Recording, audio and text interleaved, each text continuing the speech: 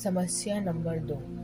लक्ष्य प्राप्त करना क्षणिक परिवर्तन मात्र होता है कि आपका कमरा अस्त व्यस्त है और आपने उसे साफ करने का लक्ष्य रखा है। यदि आप ऊर्जा से भरकर वह करेंगे तो अभी भी वह साफ हो जाएगा। लेकिन यदि आप आलस की वही आदतें जारी रखेंगे जिनकी वजह से कमरा अस्त व्यस्त हुआ था, तो कमरे में नई गंदगी पसर जाएगी और फिर आप किसी और प्रेरणा की उम्मीद करने लगेंगे। आपको बार बार वही परिणाम मिलेंगे क्योंकि आप उसमें निहित व्यवस्था को बदल ही नहीं सके।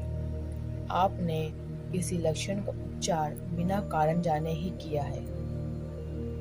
लक्ष्य को प्राप्त करने से जीवन में क्षण भर के लिए ही बदलाव होता है। सुधार के बारे में यह सहज ज्ञान के विपरीत है। हम सोचते हैं कि हमें अपने नतीजे बदलने की जरूरत है, लेकिन नतीजे समस्या नहीं है।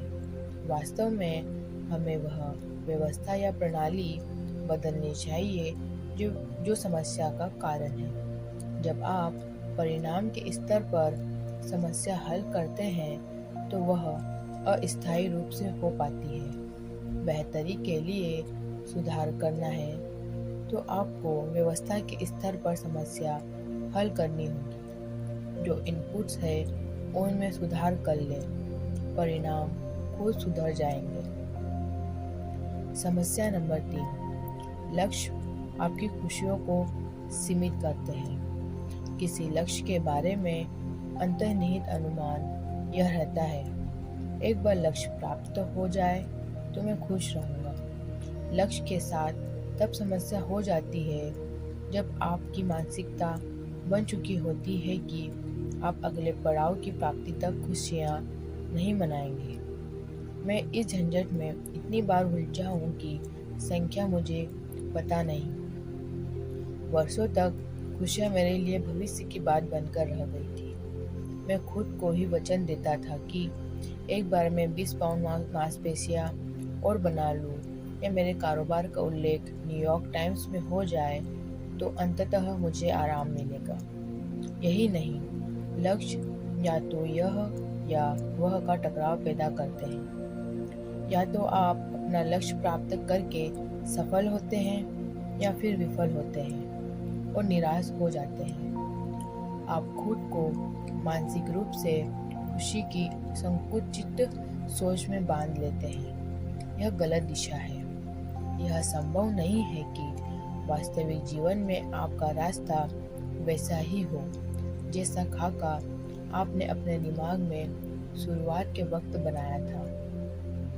सिर्फ एक परिदृश्य तक अपनी संतुष्टि को सीमित रखने का कोई मतलब नहीं है, जबकि आपके पास सफलता के कई मार्ग हैं। व्यवस्था पहले बनाने की मानसिकता तनाव से मुक्ति प्रदान कराती है।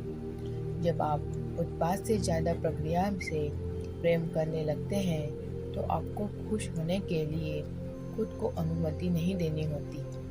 आप कभी भी खुश हो सकते हैं क्योंकि प्रणाली या व्यवस्था काम करती जा रही है और एक प्रणाली या व्यवस्था कई स्वरूपों में सफल हो सकती है।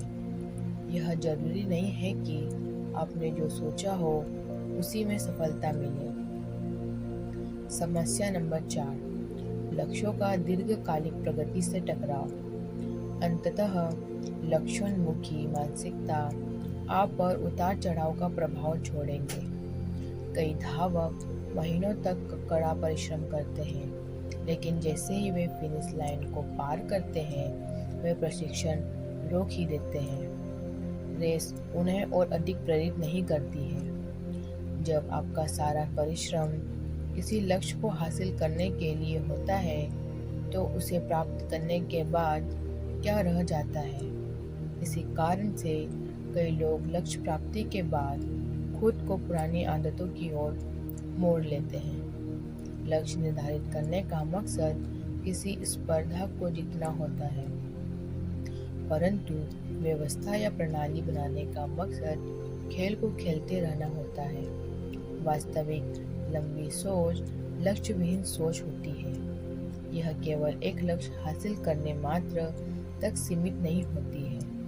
यह सतत सुधार या परिशोधन का अंतहीन चक्र है। निश्चित रूप से यह किसी प्रक्रिया को लेकर आपकी प्रतिबद्धता है जो आपकी प्रगति का निर्धारण करेगी।